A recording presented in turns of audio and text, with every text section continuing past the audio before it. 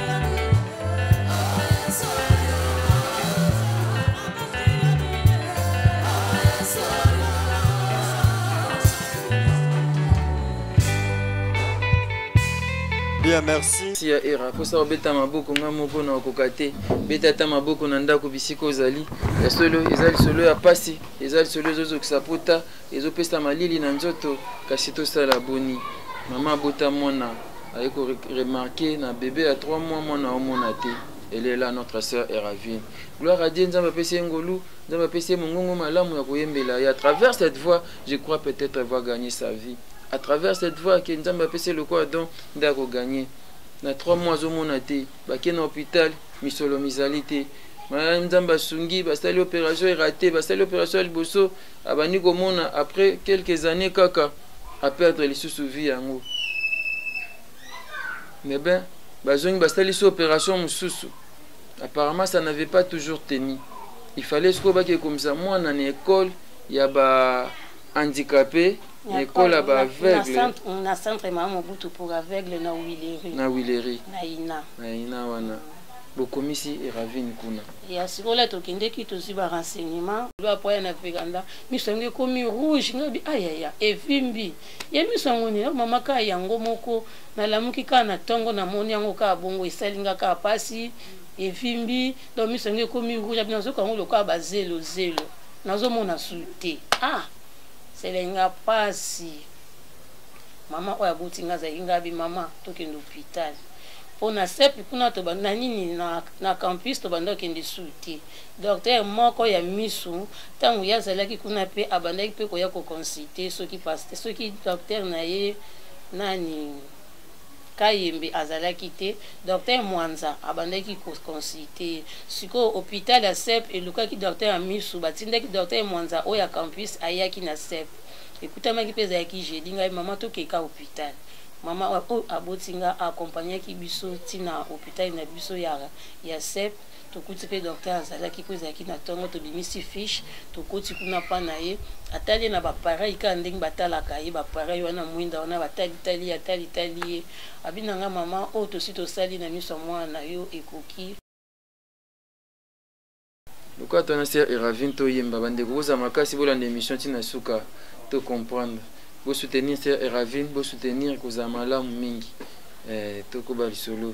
Vous voulez produire notre sœur, n'hésitez pas à appeler le numéro affiché ou bien vous allez appeler la sœur, ça fera du bien. Elle chante pour la gloire de Dieu. La sœur Eravine est là.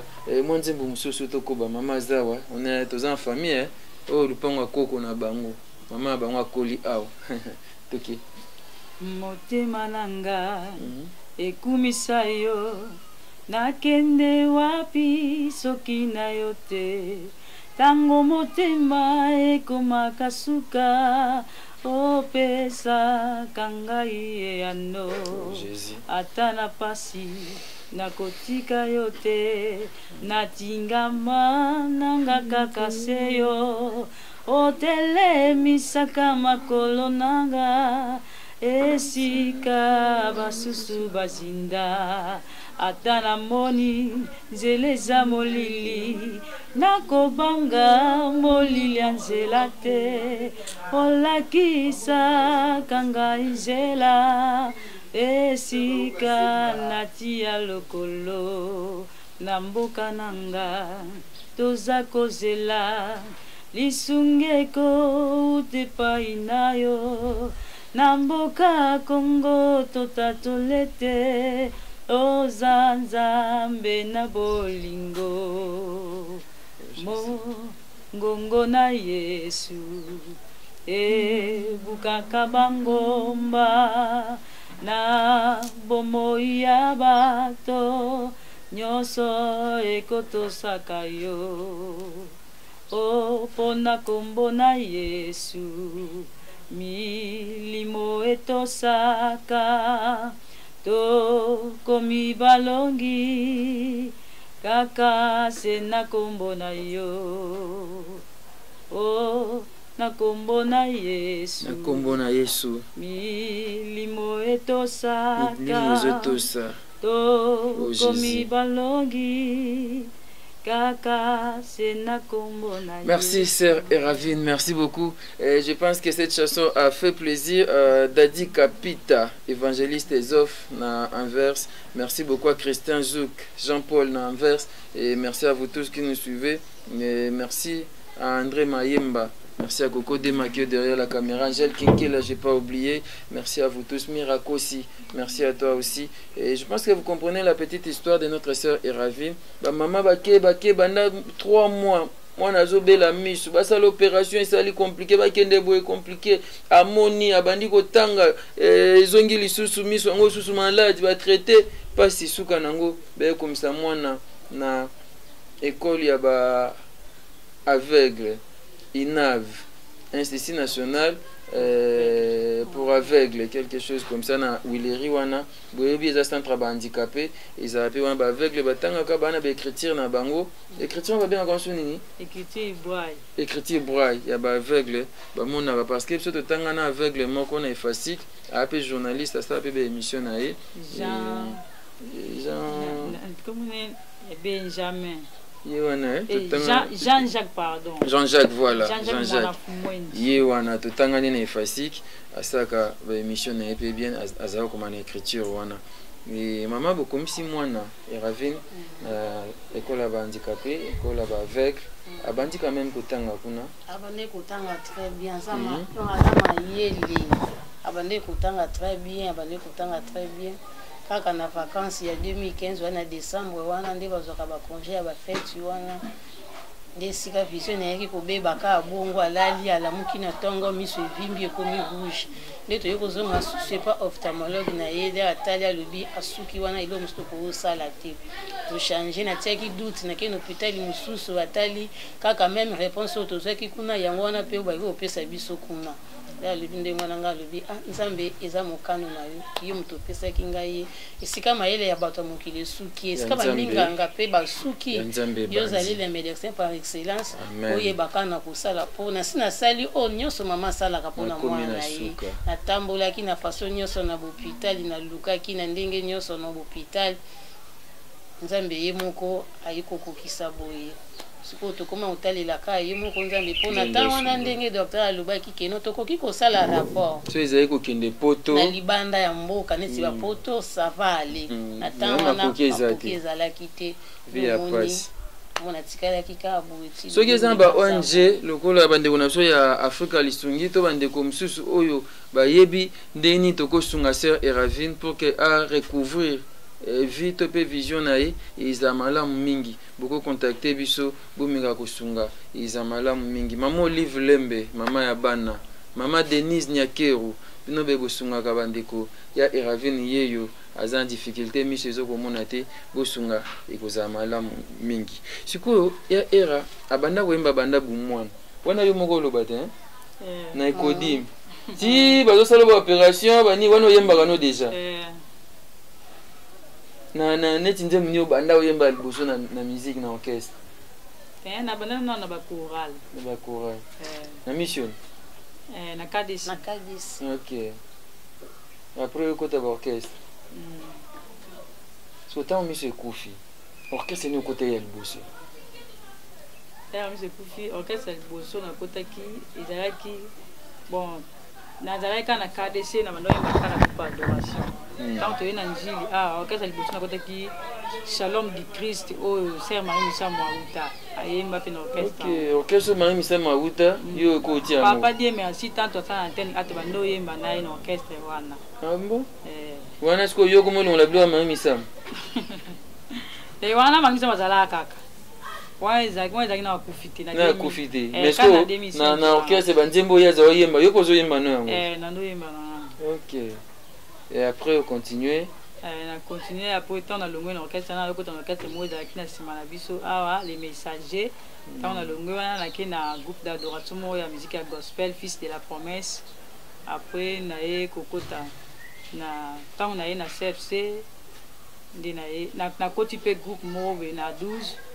alinde na ye koti na CFC na koti na Garcef wana première fois mama muna mwana na zoemba na église oleli ti protocole ya bimisio libanda kala ngambo muna libanda protocole ayo kolandanga ayo kokonsolinga libanda ya église iska okoyeba nzembo yango ayembaka liboso wana omonaka ezalaki nzembo ya Serlo Mbungu nzembo ya Nziamame ya era tokozo yango susu mais lelo mama kolela te wana ezalaki mokolo wana Tango ngai nakolela c'est la tango ya mawa kaka yo Yesu nanga kumbona yonde ano kaka yo Yesu nanga kumbona yonde ano na mituna nanga kumbona yonde ano na mituna na libota o Yesu ya e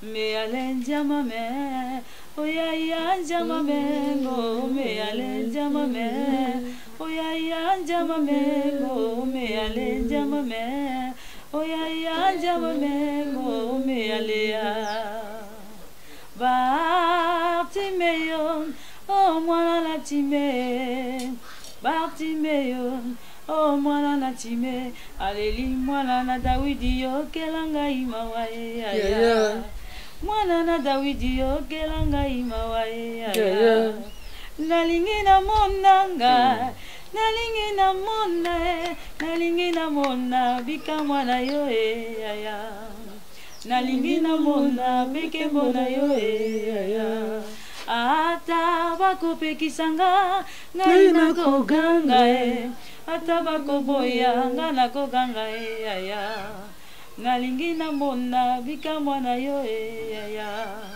nalingi na mona beke mona yo aya yaya nangai yaya nangai yaya nangai o Yesu nangai me alenja mame. Waouh, c'est formidable, c'est très bien. Donc il n'est pas beau, moi nzembo, moi n'indengi ça que tout ça moi bien vraiment et ravine à perda vinae à perda non bah vie à perda à comme aveugle, à comme handicapé na vie donc à comme aveugle à mon raté mais elle s'est débrouillée du moins yemba kanae ndena loba bandeko rabi yo pekaka olobaka aveugle ah bolimbisa ngai mwango ya olobaka ya ngwana akoma aveugle déjà moi mkie c'est pas yete mtanga ya koma bongo dernier jour pendant la biso ya consultation dernière consultation na ye abaki soki na pays étranger en tout cas koki ko récupérer vision na ye mais pour n'attendre wana loba mama ba yoka ya o ya koki o amoni ke azana makoki ya ko soutenir ye na ndenga za ko yembela nzambe o azana makoki ya ko soutenir ye en tout cas akoki ko soutenir ye problème ezate. Merci beaucoup. Ya era tozongi pa na yo et yebisa biso sikoyo yo pe lancer nanu appel bato mta malamu basungo ke zo basuen atana mikili ya poto au mona mais so ina yebo o moninga déjà bien pour reconnaître bato mina ba voix hein loba wa ningina lobaka bato o nzamba tie bango à cœur o baza pena na posa ya kosunga o baza na do ya liberté baboyi kosunga ngai surtout association Africa Lisungi donc nzambe asunga bino apesa bino makoki mpe po bosunga ngai mpona zwa soin mpona mona lisusu nzambe asala ngolu na mona lisusu bato ya mitema malamu bosunga. Eh bien voilà, je pense que vous avez suivi, vous avez le message de notre sœur Eravine et votre mte malamu bosunga vraiment bosa geste à bon cœur, geste moi malamu ajoba soin approprié et certainement à vos lobby copier à commun. Dans une difficulté pour qu'il ne répétition, il faut pas accompagner. So inde qu'on a besoin marquer azate, inde comme ça azate peut-être à répétition te pour mutogeti kayazate. Assisi culte, assisi production, il faut mutu accompagner à zongana et surtout que ma coquine noyete na bandi ba contrat minete et vraiment les autres singa lisungi na bino wana mbelanga na pesi. Merci na bandeko Africa Lisungi, merci mingi na Marcelin Makandalele, merci pas ya Roland Mabanda, Gilles Okana, merci pas ya Patrick Louamou, Francis Louamou, merci Maître Magloire Senga, merci Christian na Pointe Noire, Tina Loubaki, maman na Talia, merci pas na yo, Brunel et Nathan, Jean-Paul Nanvers, Michel Malanda, Sylvain Nyanga, Pasteur Viri na Anvers, merci pas maintenant sur Bolandi biso le comme na suka liso na biso lelo, Isaki Bongo deuxième numéro au toaki aussi sanande qu'on a biso Eravine, sœur Eravine, moyembi na nkolo azoyemba, azana besoin ba producteur, azana besoin soutien na bina, azana besoin ba ndeko ba ko soutenir ye akende ko zo ba soin na poto pour que a recouvrir vie à mon alisusu. Merci et pas maman. Maman dit que sola na biso koko pesa ali melelo na moni koko abimite éviter tamsa zo pona mwa mbwengi na ndako ndenge za ka biso oponi poni le temps cha etoka et potolia. Merci vraiment maman. N'était au baxiza? Au baxiza ti. Merci. Au baxiza ti na sepelika mingi na ndenge leki. Pasteur de la foi paix, merci panayo. Merci mingi na papa na de la foi, en tout cas papa na de la foi ça encadrer moi na malamu.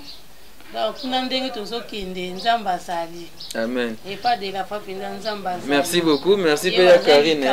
Ya Karine comment ils en Karine Tamuzi. Ya Karine Tamuzi, merci Panayo, merci Marco, yemta yambenga na yebu na tongo, je pense après ato mais la moitié na biso na keponga mikono melati na fond la voix. Merci Angèle Kinkela, merci à Fiston Bastien de FB International, merci beaucoup à Dominique qui est le mwana Musakata, merci à Coco Dema, les réalisateurs, il y a Nena Lobandiablé. Coco Dema, les réalisateurs, oya makasi na Congo to tikal neka moko yo wana Coco Dema. Ah Coco Dema, na le landenge nini. Merci Bilili. Merci à vous tous. C'était là dans le deuxième numéro où Tosé Nasser et Ravine et Alisolo Naye par rapport à Nenge Mise Koufakiye. Togozo Alisolo prochainement Ndengenini à continuer qui carrière musicale Naye et Ndenga Azo déjà préparé album Nini Azo préparé tout béton prochainement. Merci à vous. On va terminer par une chanson avec la sœur Eravine. Je peux me ça merci. Moi ma banga ya. Na fait ça bonjour na papa de la foi Jean-Paul Mayata, mais après ça bonjour na papa Francis Louamo, sœur Pamela la Londres, sœur Flavie, sœur Karine Tamou. Après ça numéro de téléphone. Na appelle ça numéro de téléphone na 089 28 30 808. Na bandeli 089 28 30 808.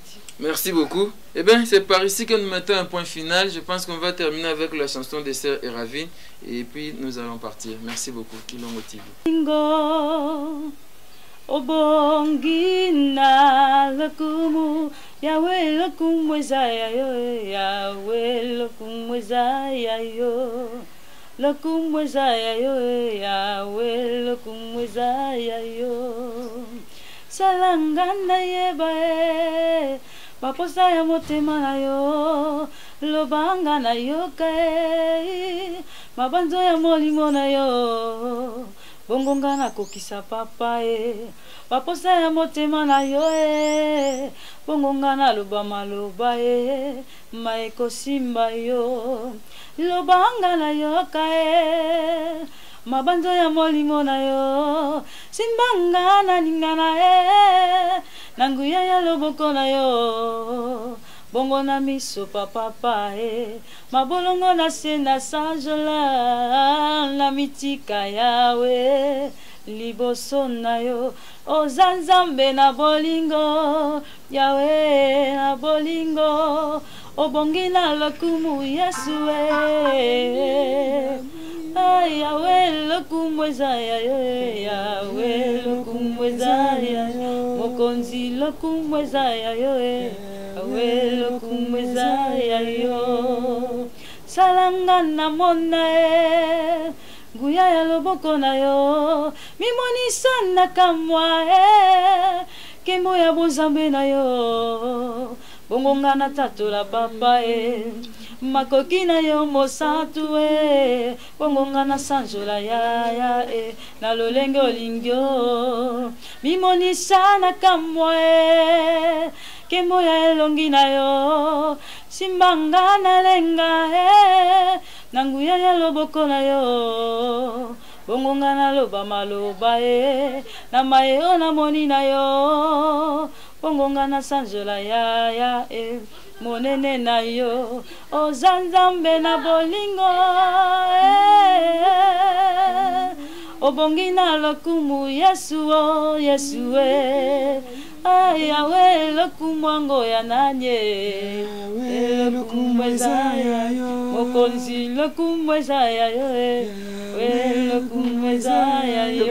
Merci beaucoup. Je pense ici que nous avons mis notre point final. On se retrouve donc très prochainement pour un nouveau numéro. Merci.